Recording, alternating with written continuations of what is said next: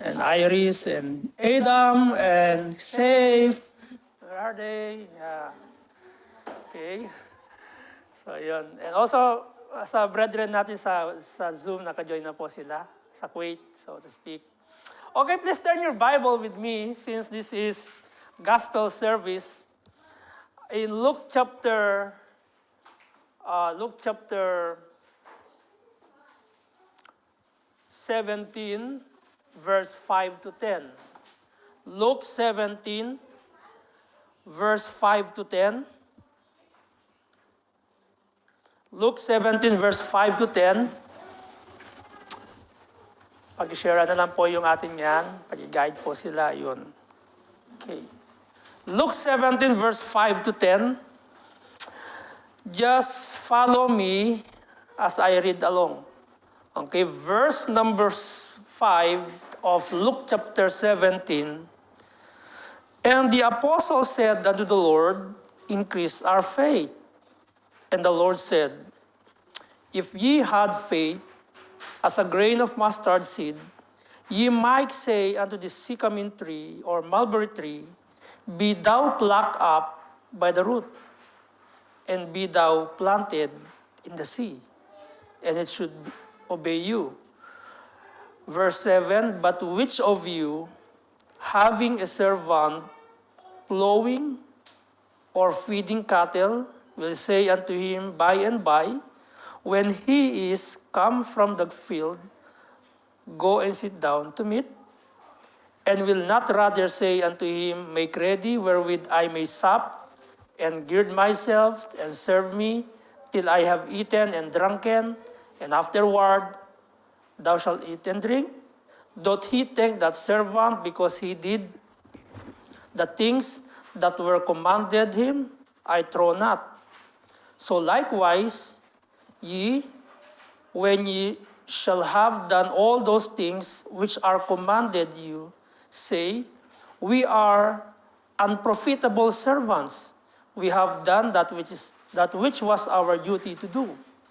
Sa Tagalog, I will read it to you. Okay? At sinabi ng mga apostol, dagdagan mo ang aming mga pananampalataya. Ngunit sinabi ng Panginoon, kung mayroon kayong pananampalatayang katulad ng butil ng mustasa, maaari ninyong sabihin sa punong kahoy na ito, mabunot ka at maitanim sa dagat, at ito'y maaaring sumunod sa inyo. Subalit, sa verse 7, sino sa inyo ang mayroong aliping nag-aararo o nag-aalaga ng mga tupa na sa kanyang pagdating mula sa bukid ay sasabihin sa kanya alagad, dumulog ka sa hapag, o sa halip ay hindi ba sasabihin mo pa sa kanya, ipaghanda mo ako ng makakain, magbigkis ka at paglingkuran mo ako, hanggang sa ako'y makakain at makainom. Pagkatapos ng mga ito, ikaw ay kakain at iinom.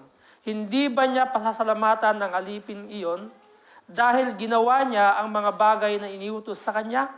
Sa palagay ko'y hindi. Gayon din naman, kapag nagawa na ninyo ang lahat ng mga iniutos sa inyo, sabihin ninyo, kami ay mga aliping hindi kapakipakinabang, sapagkat ginawa lamang namin ang dapat naming gawin. Tayo po'y sumandaling manalangin. Dakilang Diyos, salamat po for the privilege once again to be used in this preaching. I know that we are not worthy. We are declared righteous because of your righteousness to us, O God. And because you are a righteous God. And Lord, we pray that may you continue to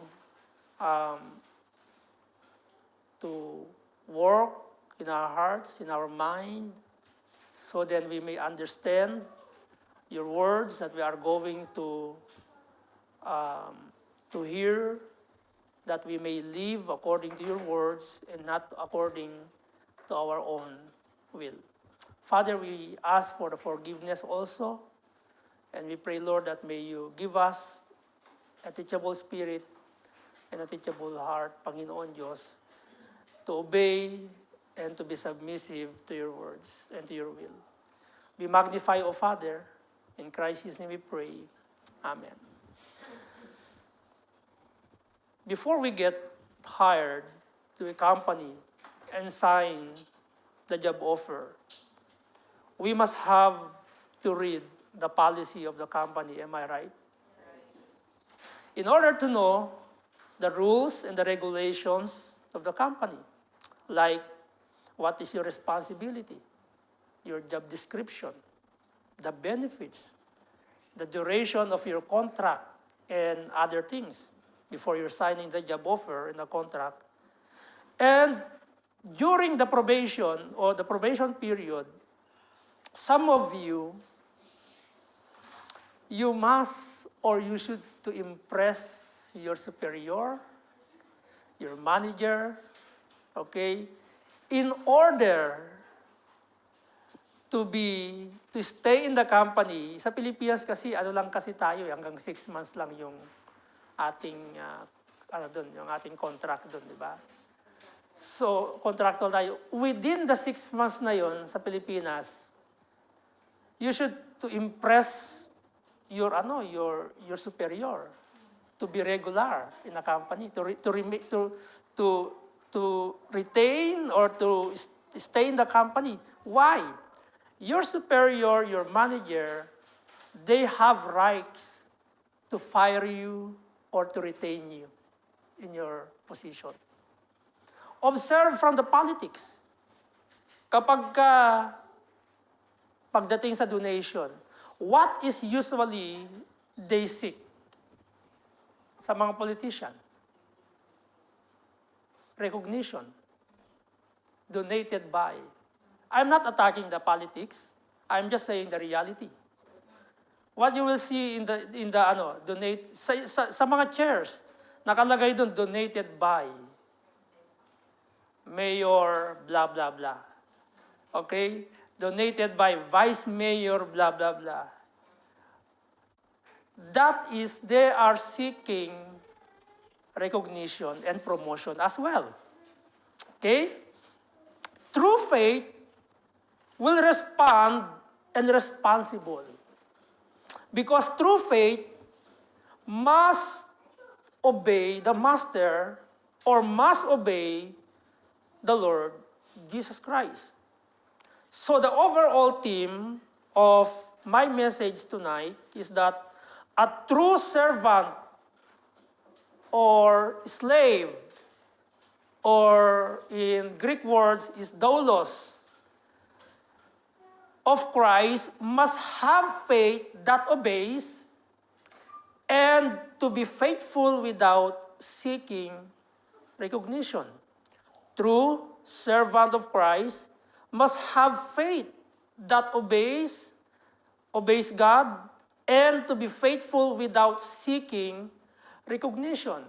Ang isang tunay na lingkod o alipin ni Kristo ay dapat magkaroon ng pananampalataya na sumusunod sa Diyos at tapat ng hindi naghahangad ng pagkakilala.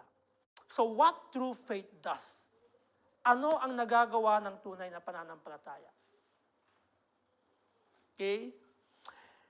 The apostle asks here in verse 6, in verse 5, so to speak, ang sabi ng mga apostol, dagdagan mo ang aming pananampalataya. Okay? Or sa English, increase our faith. And the Lord said, the Lord answered, if ye had faith as a grain of mustard seed, look at the word, ye might say unto this sycamore tree, be thou plucked up by the root, and be thou planted in the sea, and it should obey you. Now, true faith, actually, when you want to grow or to increase your faith, so to speak, actually growing yan, is that, number one, what true faith does, truth number one is that true faith is doing what God wants us to do.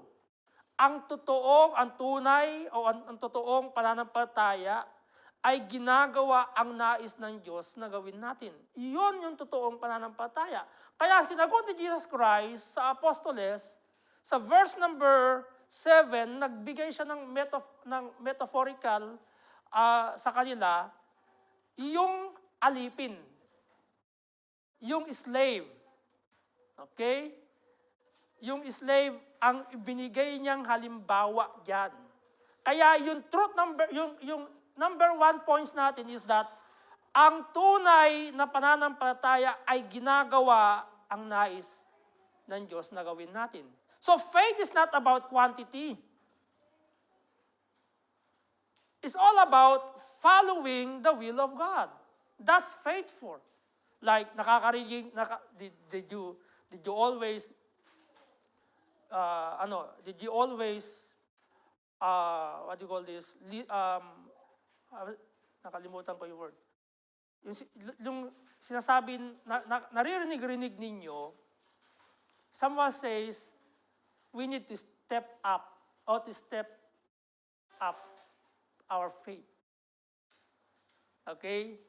Narinig yun. Ang actually, sinasabi niya doon,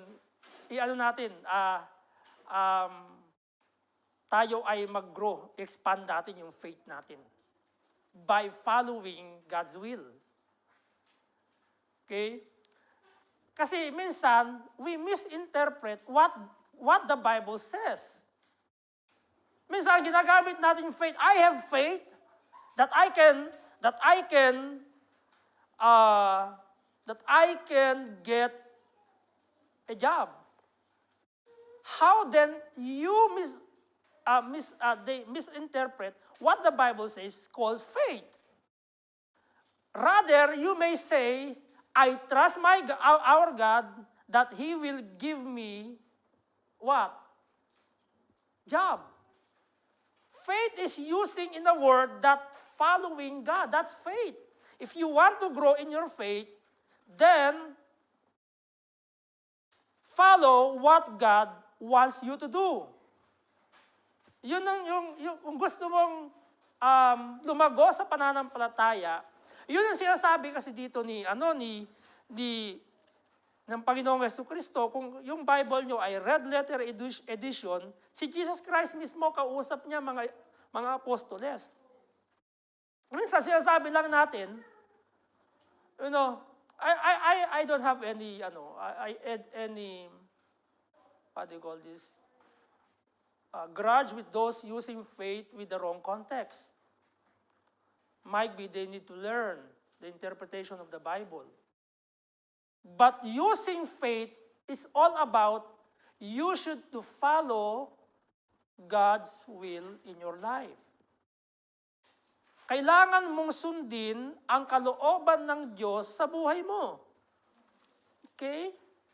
It's all about following the will of God. Kaya tingnan mo, sa yung first 5 o first 4 verse, iyan is all about yung merong trespassing. Actually, if you want to grow in your faith, one more thing, you know how to forgive. Marunong ka magpatawad. Ang isang taong lumalago sa kanyang pananampalataya, kasi sa verse 3 and 4, binanggit niya, take heed to yourselves. Sinong kausap ni Jesus Christ? Disciple. If thy brother trespass against thee, rebuke him. Rebuke him first. Okay? And if he repent, then forgive him. And if he trespass against thee 7 times in a day, and 7 times in a day, turn again to thee, saying, I repent, thou shalt forgive him. Well, this is the most common problem of many believers, forgiving. Okay? How we can forgive, how can we say that we grow or we are being matured as a believer dahil hindi ka marunong magpatawad? Yung context dito, ang tinuturo ng Panginoong Jesucristo, kung ikaw ay lumalago pa na sa pananampalataya, mauna, marunong ka magpatawad. Okay? Pangalawa, sinusunod mo ang gusto ng Diyos sa buhay mo.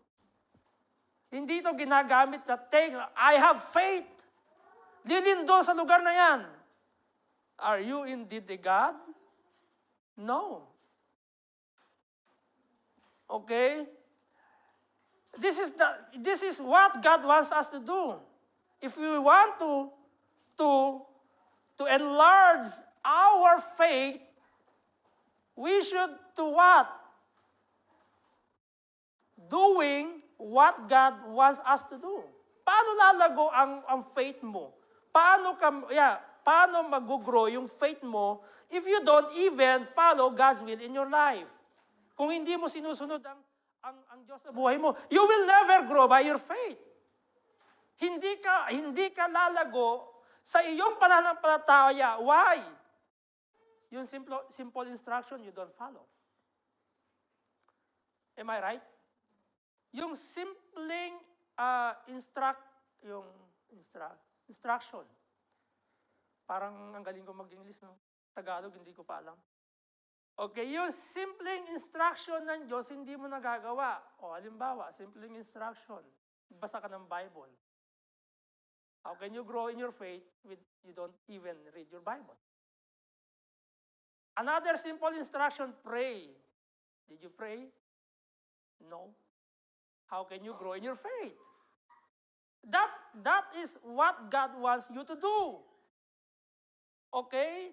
As a slave or servant of Christ, we have the responsibility to do what the Master wants us to do and not about what we want to do.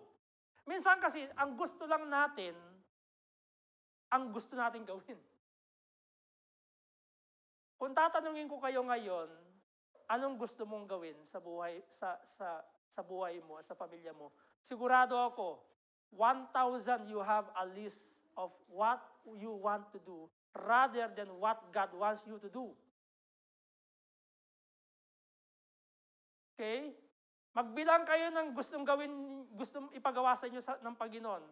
Siguro mga 5. Kaysa sa gusto nyong gawin. You know why? Tingnan niyo yung heart desire ninyo. Kung sino mas marami. Yung spiritual or yung secular. Mag-list, try nyo lang. List what God wants me to do and what you want to do in your life. Siguro mas marami kang isusulat na what you want to do. Okay? Faith is doing our Master wants us to do. And so, the application of truth number 1 is that true faith will respond. Ang totoong pananampalataya o ang tunay na pananampalataya ay tumutugon. Alam niyo yung tumutugon? Halimbawa, tinawag ko, Sister Grace. Sumasagot, nagre-response. Okay? Tumutugon. Another thing, to step up your faith, Sister Grace, pwede mo bang gawin ito? Hindi lang siya nag-response, okay, ginawa niya yung aking pinapagawa sa kanya. That is just an illustration. Okay? And that leads to truth number 2. Truth number 2, true faith demonstrates faithfulness in serving. True faith demonstrates faithfulness in serving. Ang tunay na pananampalataya ay nagpapakita ng katapatan sa paglilingkod. Okay? Again, many serve but not loyal. Or loyal is synonymous words of faithfulness,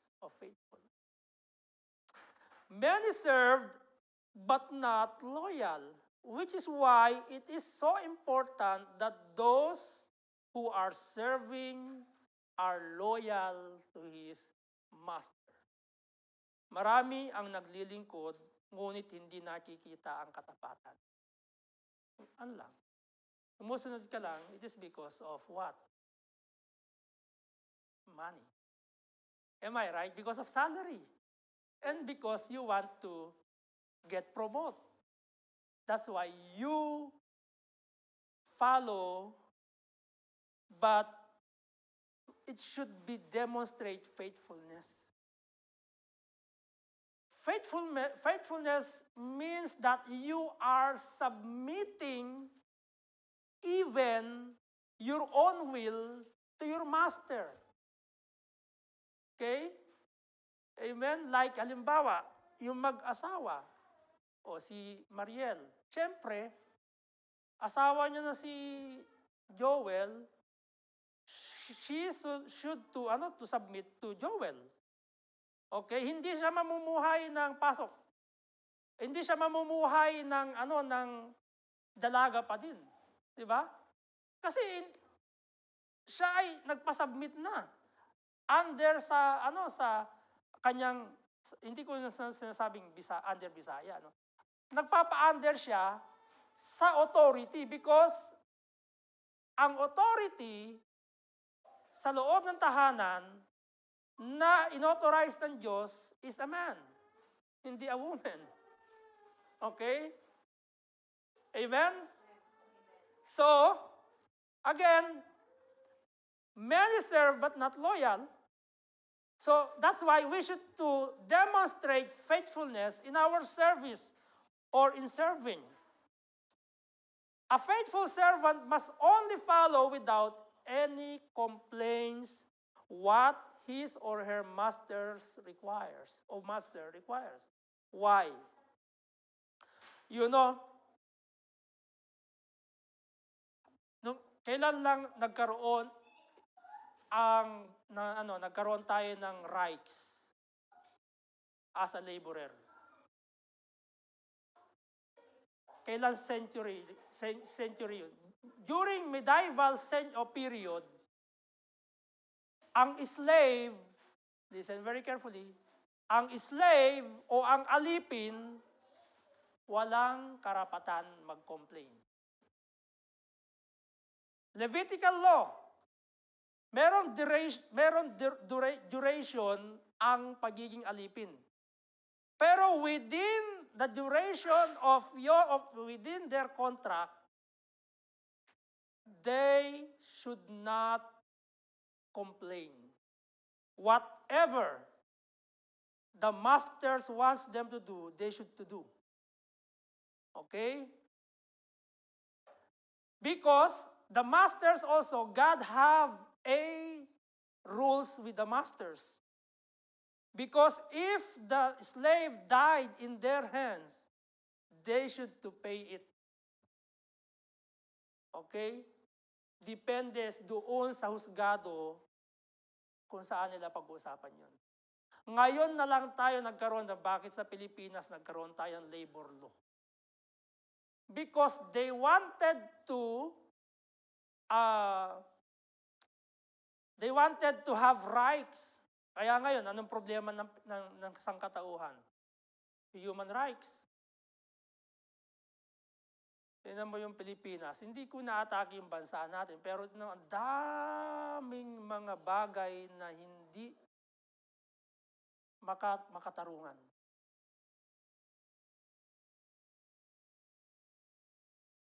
Nung si Duterte ay naging presidente, gusto niyang i-wipe out yung mga drogista, maraming complaint ang human rights.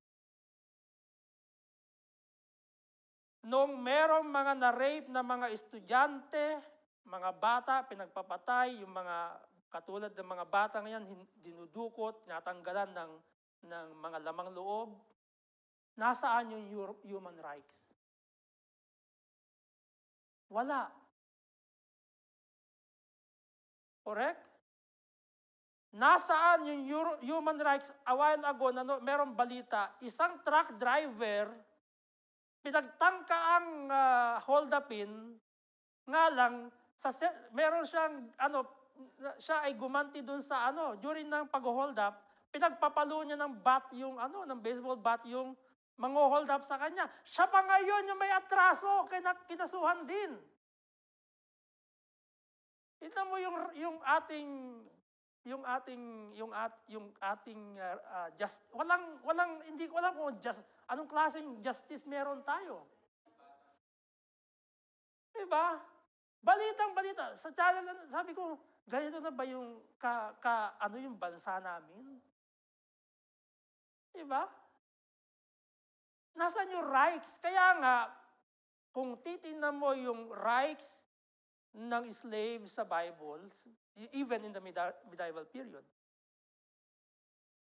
those who are slave, there's no rights to complain. But there is also rules for the masters. Kapag ka nahirapan at pagka yung kailang mga alipin ay may problema dahil pinagmalasakitan, meron ding vengeance ang Panginoon sa kanila. Pero as much na trabaho ang pinag-uusapan at hindi madadamay yung kalusugan, walang pwedeng mag-complain na slave. Okay?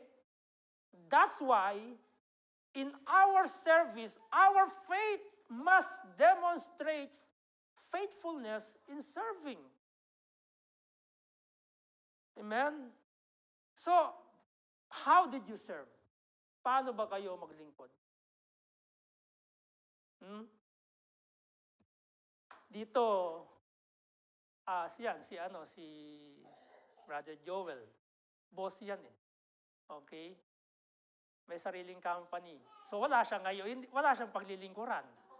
Paglilingkuran si Mariel. No? Paglilingkuran si Mariel. Bilang asawa, okay. Amen? As much na lahat tayo, dati kasi dito, meron tayong labor card. Ewan ko sa Dubai, meron pa rin yata eh. Rasal kayo kasi other Emirates, wala na yung labor card. Nakaano na kasi yun, nakalagay na lahat sa Emirates. Pero dati kasi lahat meron kang labor card, meron ka pag Emirates ID. Okay?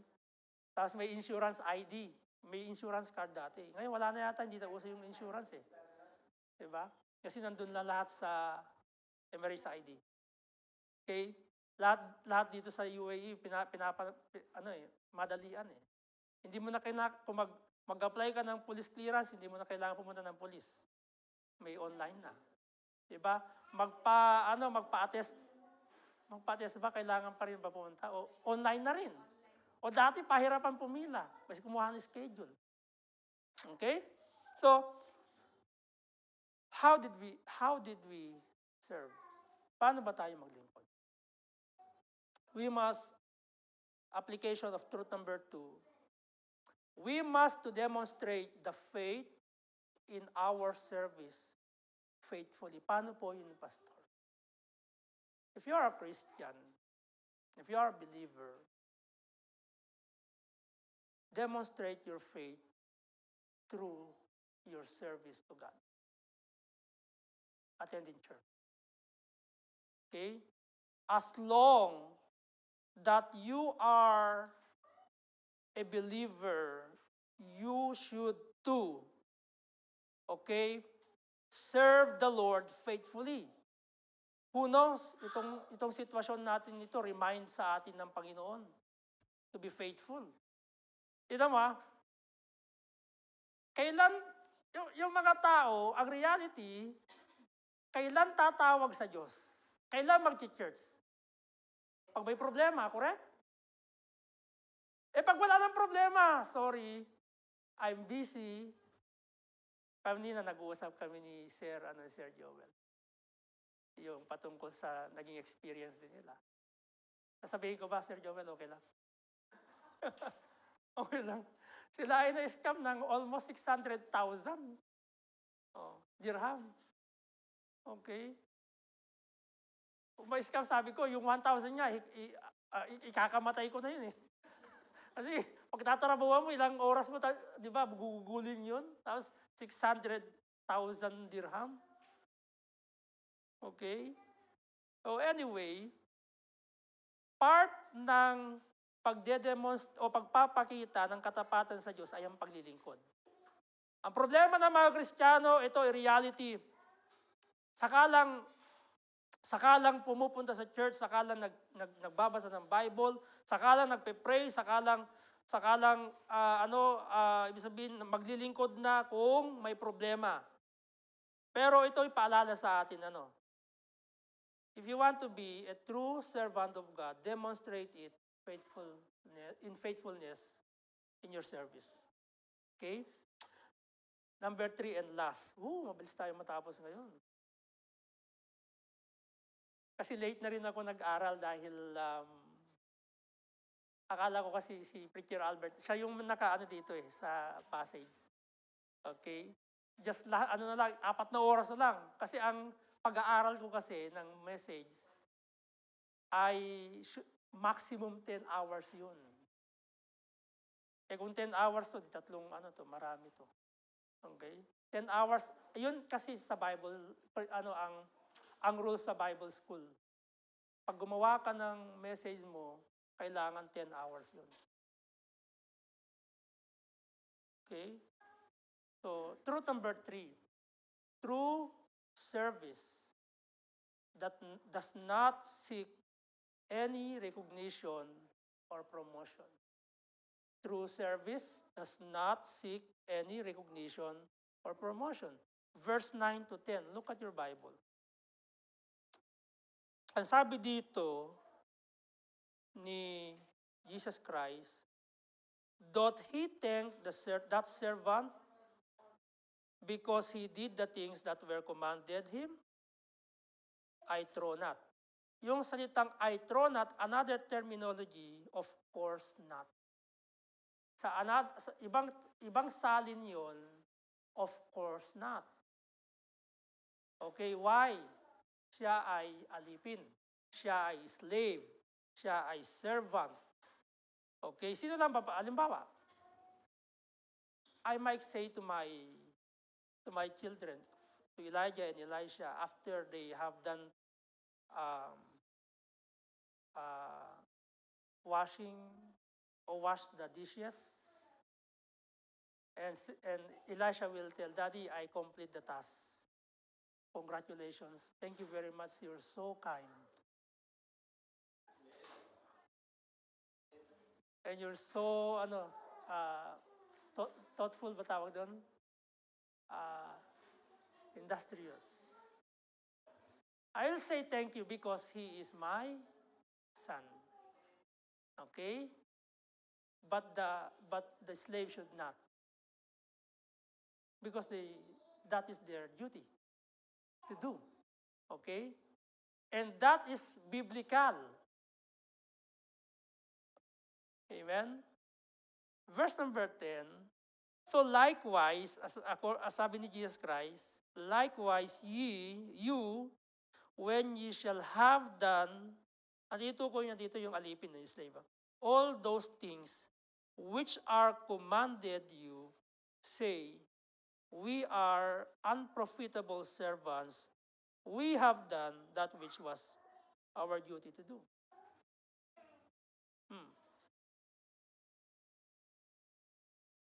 Ang tunay na paglilingkod ay hindi naghahangad ng anumang pagkakilala o promosyon. Actually, ito yung nagiging disadvantage kapag yung sa rights natin, yung rights natin.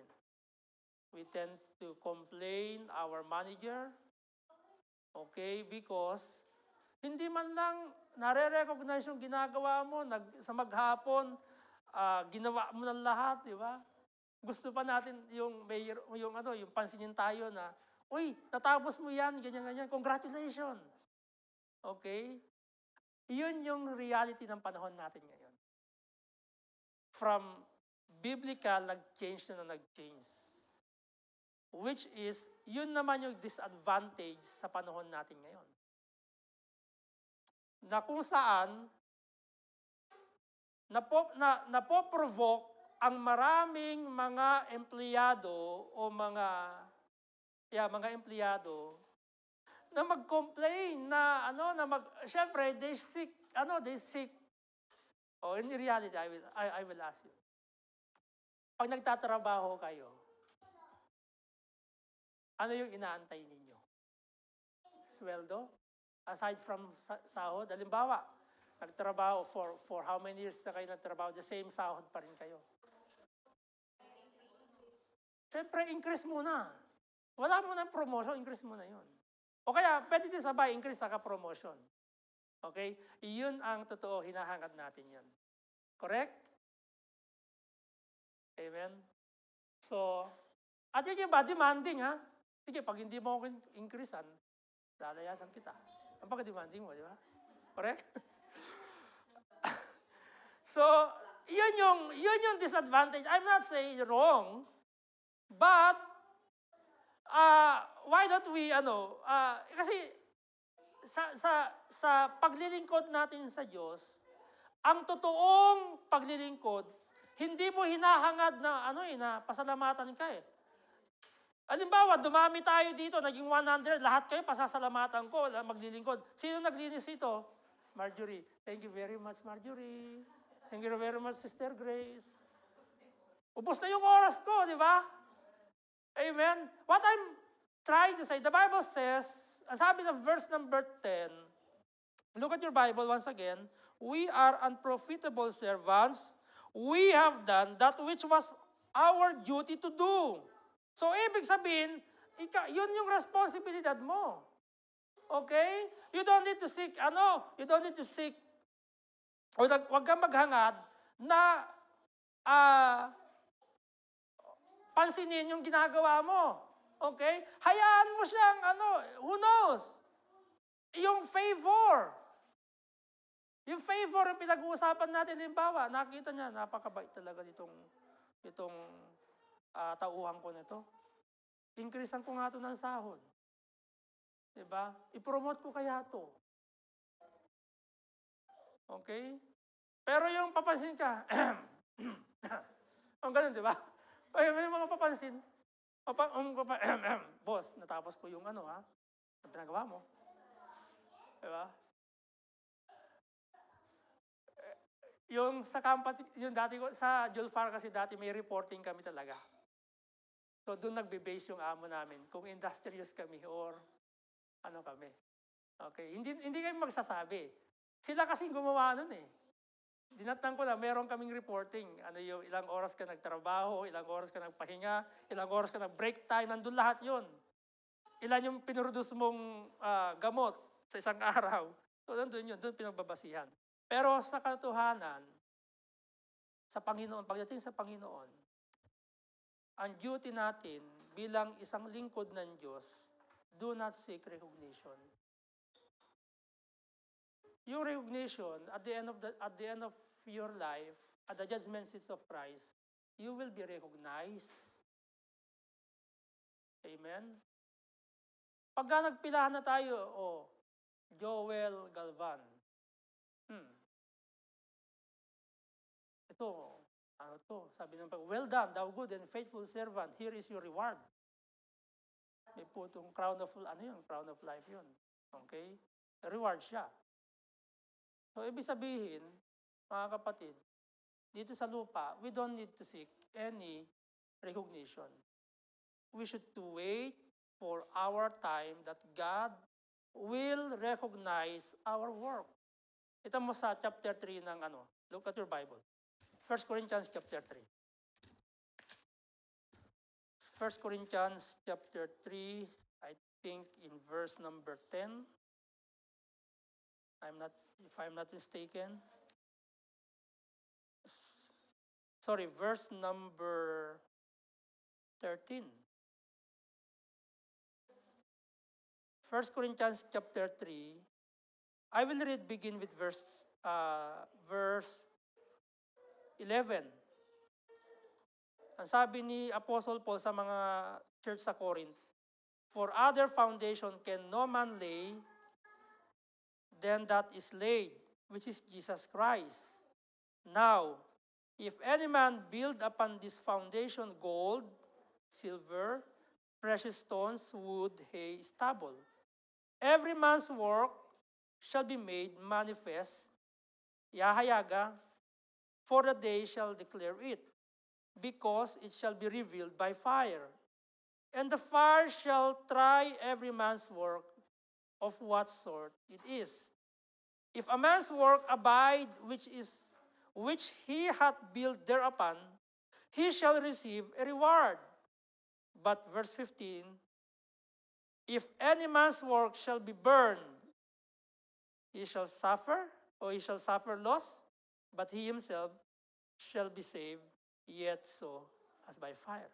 So, ibig sabihin, God will qualify us kung anong ginawa natin. Correct? Kung ano yung ginawa mo dito sa lupa. Kung sinayang mo lang ba yung panahon mo sa walang kabuluhan, or naging tapat ka sa araw-araw ng pamumuhay mo. I know that we are not, sometimes we are not faithful, or many times, but we are striving to do our service not to seek any recognition, because the duty of a servant is to serve without seeking recognition or promotion, because that is our duty.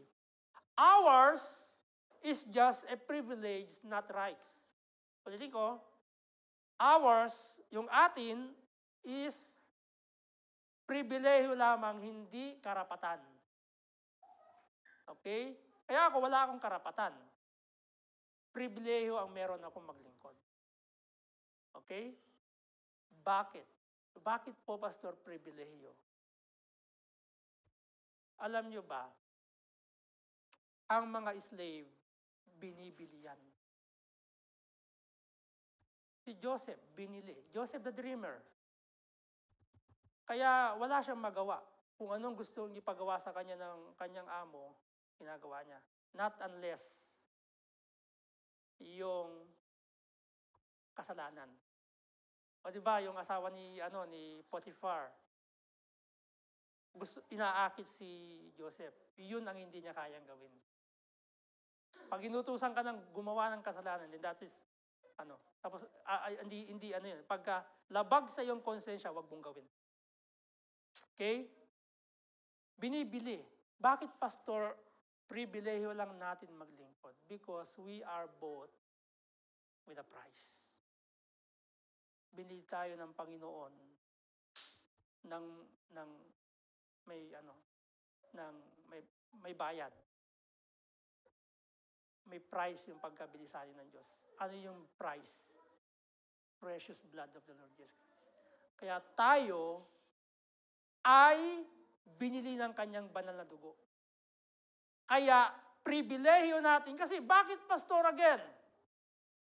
You are bound to hell, but because the Lord's mercies endureth forever, and He give the Lord Jesus Christ, instead that you will go to hell, and now you are go to heaven.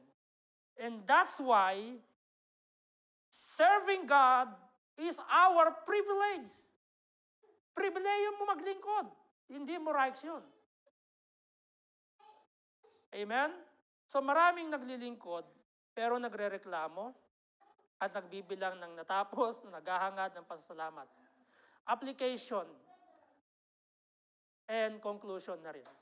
As servant of God, all we have is privilege and do what is requires. Ulitin ko yung application.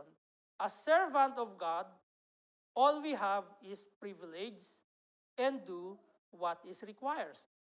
So a true growing faith, doing what God wants, shown in our faithful service without expecting any recognition. A true growing faith, doing what God wants, shown in our faithful service without expecting any recognition. Okay? So that's all for tonight, and I hope you are blessed. Let's all pray. Tayo po ay manalangin. What does your faith or what faith does? what true faith does, so to speak. Ano ang nagagawa ng tunay na pananampalataya? Ang nagagawa ng tunay na pananampalataya, sumusunod at ginagawa ang kalooban ng Diyos, ipinapakita ito sa paglilingkod, at hindi naghahangad ng pagkakilala. Tayo po'y manalangin. Dakilan Diyos sa aming Ama na makapangyarihan sa lahat. Muli po, Panginoon Diyos, salamat po sa pribilehiyo lamang na inyong ipinagkaloob sa amin. Father, forgive us for all our shortcomings. Maaring sa aming pagiging buhay mananampalataya, may pagkakataon, Panginoon, na kami ay nagkukulang.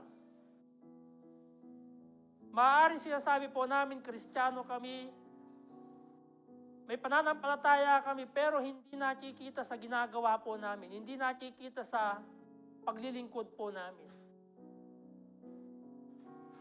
Sapagkat hindi namin ginagawa ang kalooban mo sa buhay po namin. Kaya sa gabi pong ito, Panginoon Diyos, kung sino man po, Panginoon, sa gitna namin ngayon, and I encourage you, brethren, kung sino man sa inyo ay nais na maging tunay na lingkod ng Diyos, why don't you pray to God right now while the piano is playing? I want to be faithful to serve you, O God. Just a simple prayer. Why don't you seek and ask God to help you? Lord, gusto ko pong maging matapat na tagapaglingkod mo. Sinusunod ang kalooban mo sa aking buhay. At ipinapakita at gusto kong ipakita ang katapatan sa aking paglilingkod sa inyo. Kung meron kang mga panalangin, I'll give you time to pray while the piano is playing right now. I know sometimes we are not, or many times we are not faithful.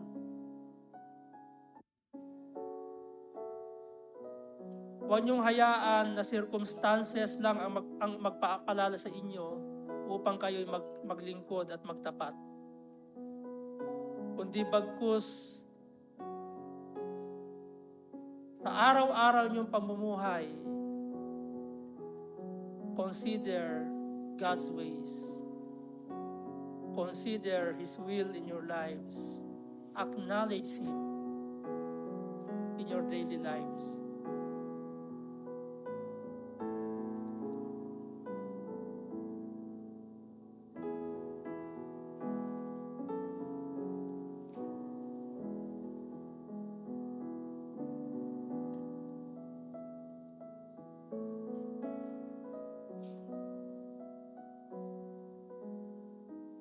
Thank you, Lord, for your words. And we pray, Father, for all the brethren na hindi po namin kasama tonight. Also, we pray, Father, for the brethren na pabalik pa lang dito sa UAE, like Sister Sharina, yung protection mo, yung provision, makalapag po ang airplane sa Dubai ng safe and sound. Even si Preacher Albert mamayang madaling araw sa Emirates Airline, we pray, Lord, na makarating sa UAE ng safe and sound. Sa mga kapatiran po namin may karamdaman, hiniling po namin, abutin niyo po ang kagalingan. Ganun din po, Panginoon, namin na rin po nilalapit ang Galvan family sa pangunguna po ni Brother Joel.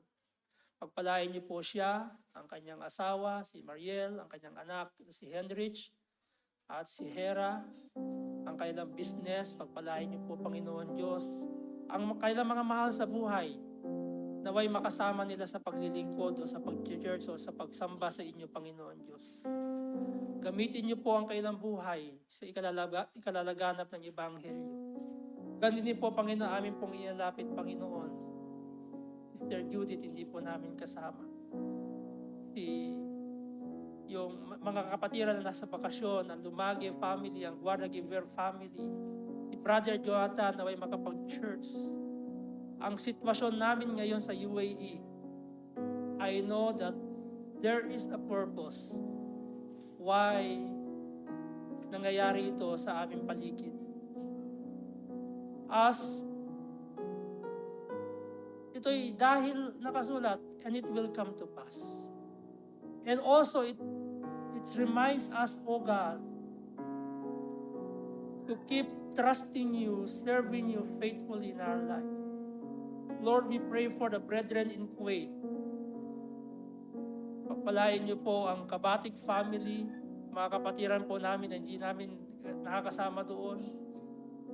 May mga takot na makarinig ng sirena, ng pagtunog ng sabog ng mga missiles na bumabaksak. Alam ko, Panginoon, may worry din sila. We pray, Father, give us peace. I know that our lives here is just temporary. But we have an eternal dwelling place that is in heaven. O Father, glorify your name in our midst. Bless your children once again. In Christ our Savior we pray. Amen. Good evening po sa inyo lahat. God bless you all and thank you very much. Blessed Sunday po sa inyo lahat. May I invite the Galvan family to please come forward. Let's have a picture. Souvenir. Henrich, come. Yeah, Henrich.